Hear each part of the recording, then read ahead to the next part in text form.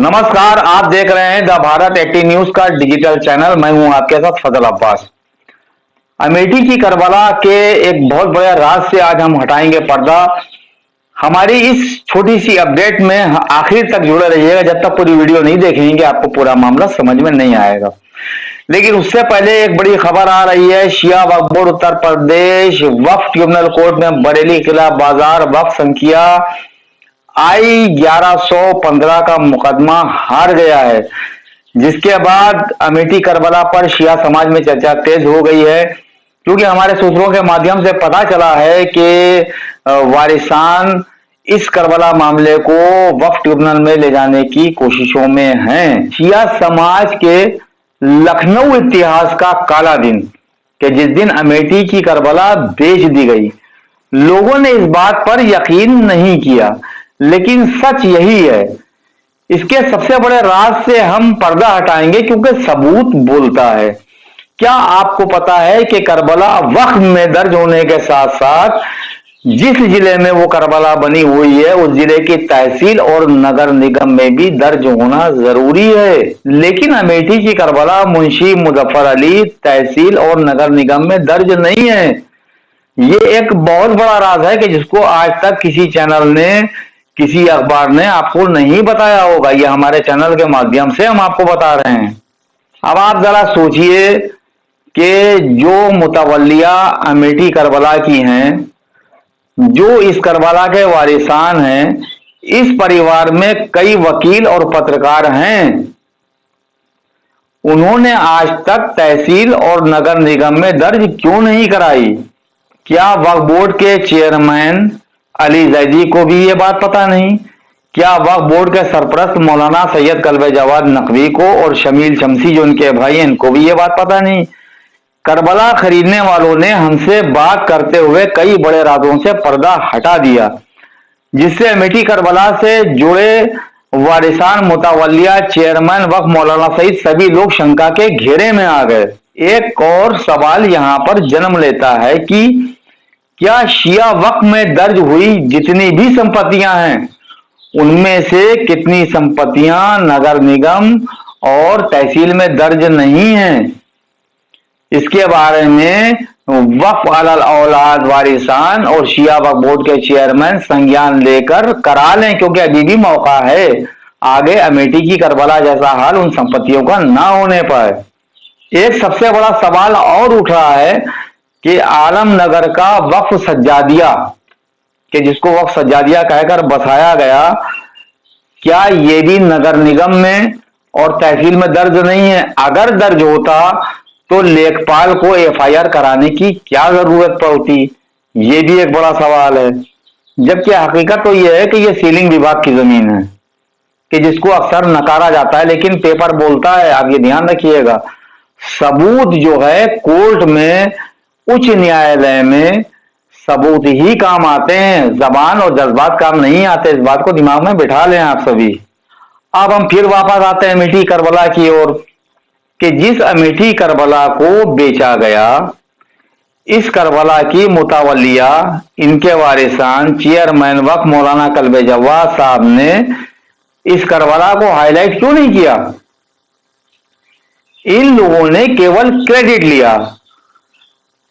असल मेहनत जो की है वो की है मौलाना डॉक्टर सैफ अब्बास ने, जिन्होंने शियों में जागरूकता पैदा की, इस करबला के बारे में बताया कि जहां जिनके जाने के बाद, जिनकी तर्ज पर उनके बाद मौलाना यासूब अब्बास और दीगर मौलानाओं के साथ साथ शियों के जत्थों ने जाना शुरू किया, वहां पर मजलिस मातम का सिलसिला शुरू हो गया। अब वहां पर इन लोगों ने इस करबला के जो जागरूकता अभियान में भाग लेकर शिया समाज में जागरूकता पैदा की, इससे उन लोगों के बीच खलबली पैदा हो गई कि जो इस करबला को खत्म कर देना चाहते थे, मिटा देना चाहते थे, बेच देना चाहते थे। उन्हीं लोगों ने मौलाना सैफ अब्बास को MI6 का एजेंट बताया और उनकी छवि को खराब करने की कोशिश की गई। और आपको और सबसे बड़ी बात, यह मामला यहीं तक के नहीं रुका, क्योंकि लगातार उस करबला में, उस करबला को आबाद करने में, क्योंकि इसमें एक सबसे बड़ी वजह और है ये मौलाना सैफ अब्बास तक ही सिलसिला नहीं रुकता। इस करबला का जागरूकता अभियान तो सैफ अब्बास ने शुरू किया, इसके बाद फिर यासूब अब्बास आगे बढ़े, इसके बाद कुछ चर्चित चेहरे जैसे फैजी, सैयद फैजी, बहार आलम, ये लोग भी गए। तो बहरहाल एक सैफ अब्बास तक का मामला होता तो रुक जाता, लेकिन कुछ लोगों में खलबली पैदा हो गई, बेचैनी पैदा हो गई कि कहीं करबला के वो राज फाश ना हो जाएं कि इस करबला को बेचने में, इस साजिश में कौन कौन लोग शामिल थे और किसने किसके हिस्से में कितना रुपया आया। इसीलिए लगातार इन लोगों को टारगेट किया गया और 16 सफर के प्रोग्राम को भी आपने देखा ही कैसे क्रेडिट ले लिया गया और उसके बाद वहां कैसे सन्नाटा छा गया, लोगों ने जाना बंद कर दिया। और उसके बाद अभी कुछ दिन पहले जो प्रोग्राम हुआ था वहां पर पुलिस आ गई थी और पुलिस का क्या रिएक्शन हुआ कि उसने सबीलें भी हटवा दी थी। क्यों हटवा दी थी? इसलिए कि खरीदने वालों के पास पुख्ता सबूत हैं। सबसे बड़ा पुख्ता सबूत खरीदने वालों के पास ये, उसका भी हम राज आगे खोलेंगे, आप हमारे साथ जुड़े रहें। इसमें दो लोगों को, एक बहार आलम और एक सैयद फैजी, इन दोनों लोगों से गांव वालों ने आग्रह किया कि साहब यहाँ पर करबला में अराजक तत्व आते हैं, रोजे के अंदर घुस जाते हैं और उसके अंदर जानवर भी आते हैं और तमाम तरह के वो खुराफात होती हैं कि जिनको हम बयान नहीं कर सकते। तो इनमें से 20,000 रुपया सैयद फैजी ने दिया था और बाकी एक मोटी रकम बहार आलम ने दी थी। किसको? वहां की सभासद को। किस लिए दी थी वो भी बताते हैं, क्योंकि इसके 12 दर हैं। 12 दर में से 4 दरों में लोहे के बड़े दरवाजे बहार आलम की तरफ से लगवाए गए और जो बाकी के 8 दर बचे थे उनको चुनवा दिया गया कि इसके अंदर कोई जानवर या कोई खुराफाती आदमी दाखिल ना हो। ऊपर छत पर काफी मलबा और काफी घासें थी, उसको साफ कराया गया। जीने को बनवाया गया जो वहां का जीना था। उसके साथ साथ जो करबला की पूरी ग्राउंड थी, या बड़ी बड़ी घासें और पेड़ थी, उनको साफ किया गया, हटाया गया ताकि करबला का पूरा एरिया खुल जाए, ताकि मातम मजलिस करने वालों को कोई असुविधा ना हो। यही नहीं, इसके साथ साथ बहार आलम की ही तरफ से सभासद के माध्यम से वहां पर बोरिंग कराकर समरसेबल भी लगाया गया। और समरसेबल की जो, क्योंकि वहां पर आप जानते हैं गांव का है मामला, तो वहां पर हैंडपंप ज्यादा चलता है, इसलिए वहां पर बोरिंग कराकर हैंडपंप लगा दिया गया ताकि आने वाले जायरीन प्यासे ना रहे और उनको लीगल जरूरियात में कोई दिक्कत ना हो। जबकि इन दोनों को किसने किसने गालियां दी पूरी शिया कौम जानती है। बहरहाल मौला के मामले में अगर कोई पैसा खर्च कर रहा है तो उसको ये नहीं सोचना चाहिए कि इसको कोई ओहदा चाहिए या कोई वो चाहिए, ये सोचना चाहिए कि मौला का दर बन रहा है, उसके अंदर डेवलप हो रहा है, आने वाले जायरीनों के लिए सुविधा हो रही है, इसमें आपस में कोई मतभेद नहीं होना चाहिए था, लेकिन हुआ। और उसके बाद जो भी पिछला प्रोग्राम हुआ है, आखिरी प्रोग्राम जिसे हम कह सकते हैं, उसके बाद क्या हुआ सबको मालूम है। वहां से शिया कौम के लोग डर गए, घबरा गए कि अब ये सब कानूनी मामला हो गया, कहीं हम कानूनी गिरफ्त में ना आए, तो इसलिए लोगों ने वहां पर जाना बंद कर दिया। जब हमारे चैनल के संवाददाता ने करबला खरीदने वालों से जब बात की तो उन्होंने बड़े हैरत अंगेज खुलासा किए, जिनमें से कुछ के खुलासे हम आपके सामने कर रहे हैं, बाकी हम अगली अपडेट में ये राज खोलेंगे। इन्होंने बताया कि आम के बाग दिखाकर हमको ये संपत्ति बेचने का इजहार किया गया, यानी कि इस संपत्ति बेचने के लिए हमको जमीन नहीं, आम के बाग दिखाए गए थे कि ये आम का बगीचा है, इसको आप खरीद लिए। चूंकि वहां पर करबला में बड़ी बड़ी घासें, बड़े बड़े पेड़ लगे हुए थे और करबला उसमें छुपी हुई थी, ताकि करबला हमको नहीं दिखी, हम नहीं देख पाए। जो शुरू शुरू में गए उन्होंने देखा कि करबला किस तरह पेड़ों से ढकी हुई थी, करबला बाहर से नजर नहीं आती थी। बाहर से आम के बगीचे के पास अगर देखने को मिलता था तो सैंचियों के खंडर देखने को मिलते थे, वो दिखाकर इन लोगों से इस करबला का सौदा किया गया। यही नहीं, खरीदने वाला जब कोई चीज खरीदता है तो वो ठोक बजा के देखता है। जब इन्होंने देख लिया, पूरा निरीक्षण कर लिया, तो इन्होंने देखा कि आप सरकारी दस्तावेज भी चेक करा जाए इस जमीन के, कि कहीं इस जमीन को कोई बकाया तो नहीं है, कोई खरीद तो नहीं चुका, ये कहीं वक्त में तो नहीं है। उसने चेक करवाया। अब जब चेक करवाया तो उस जमीन को नगर निगम में चेक कराया गया, तो उस जमीन पर केवल आम का बगीचा दिखा, करबला दर्ज नहीं थी। तहसील में चेक कराया गया, जमीन थी, आम का बगीचा था, लेकिन उस पर करबला दर्ज नहीं थी। अब आप जरा सोचिएगा, जब उसने पेपर चेक करवा लिया और देखा कि इसमें करबला मौजूद नहीं है, लेकिन फिर भी उसने आरटीआई के माध्यम से, यानी कि उसने सूचना के माध्यम से वक्फ बोर्ड से पता किया, जिसका वक्फ बोर्ड की तरफ से कोई जवाब नहीं मिला, ये उनका कहना है। फिर भी जब इस करबला का शोर उठा, लोगों ने जाना शुरू किया, तो जो पैसे आदमी लगाता है वो घबराता भी है कि यहां पर तो कोई करबला हमें दिखी ही नहीं, ना हमें दिखाई गई, हमें तो आम का बगीचा दिखाया गया, हमने जब पैसा दे दिया, रजिस्ट्री हो गई, तब ये करबला कहां से निकल आई। तो जो खरीदता है, पैसे लगाता है, वो घबराता भी है, लेकिन जब उसके पास कानूनी दस्तावेज मजबूत होते हैं तो वो कानून के ऊपर भरोसा करता है, लोगों पर भरोसा नहीं करता है। हाँ, आस्था का सम्मान जरूर करता है, और वही इन लोगों ने किया। अगर शिया आस्था का सम्मान करबला खरीदने वालों ने ना किया होता तो ना वहां समरसेबल लग पाता, ना वहां 4 दरवाजे लग पाते, ना छत साफ होता, ना ग्राउंड साफ होती। उन्होंने आस्था का सम्मान किया शिया समाज की, इसलिए वहां पर उन्होंने कोई रुकावट पैदा नहीं की। लेकिन जो आखिरी प्रोग्राम हुआ है, इसमें जब उनको लगा कि अब हमारा पैसा कहीं डूब ना जाए, तो उन्होंने फिर कोर्ट का और कानून का सहारा लिया। जो लोग गए होंगे इस आखिरी प्रोग्राम, उन्होंने देखा होगा कि पुलिस ने सख्ती की थी, सबीले मीले हटवा दी थी बहरहाल। और वक्फ बोर्ड ने यह कह दिया था कि वक्फ बोर्ड की जमीन को कोई बेच ही नहीं सकता। अरे भाई, अगर वक्फ बोर्ड में खाली जमीन दर्ज है और तहसील और नगर निगम में दर्ज नहीं, तो जमीन की आप क्या करेंगे आप? अगर से आप मजबूत होते, शिया सेंट्रल वक्फ बोर्ड मजबूत होता, तो जब ये करबला बेचने का मामला 2 साल पहले सामने आया, तो आप उसी समय 51 और 52 की एक्ट के अंतर्गत एफआईआर कराकर मुकदमा दर्ज करवाते खरीदने और बेचने वालों के खिलाफ, लेकिन आपने नहीं किया। आप 2 वर्ष तक के खामोश बैठे रहे, इससे भी आप शंका के घेरे में आए। जब आपके पास ज्यादा दबाव पड़ा, तब आपने 2 साल के बाद 51 और 52 का नोटिस, वो भी डाक के जरिए से भिजवाया, कि जिसके बारे में करबला खरीदने वालों ने कहा हम इसको हाईकोर्ट में चैलेंज करेंगे। लेकिन जब उनसे हमारी बात हुई, तो उन्होंने एक बातचीत का रास्ता खोला और शिया समाज को एक मैसेज दिया कि भैया, हमें नहीं पता था कि यहाँ करबला है, और आप ये बताइए कि जब नगर निगम में भी दर्ज नहीं है और तहसील में भी दर्ज नहीं है, तो हमारी जगह आप होते तो क्या करते? तो कानूनी तौर पर हम मजबूत हैं, लेकिन फिर भी हम आपकी आस्था का सम्मान करते हैं। उस करबला की संपत्ति में आने वाली उतनी ही जमीन कुछ आगे पड़ी है, अगर आप इसके बदले हमको वो दे देते हैं, तो हम ये जमीन को छोड़ देंगे।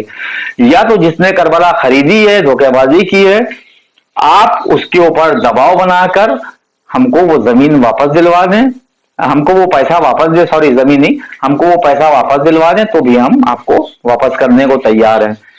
क्योंकि हम सनातनी हिंदू हैं, हम शिया समाज की आस्था का सम्मान करते हैं। शिया समाज का और हमारा वर्षों पुराना इतिहास है कि हम मिलजुल कर रहते हैं और हमने एक दूसरे को काफी सहयोग किया। तो आशा करते हैं इस बार भी हमारा सहयोग किया जाएगा।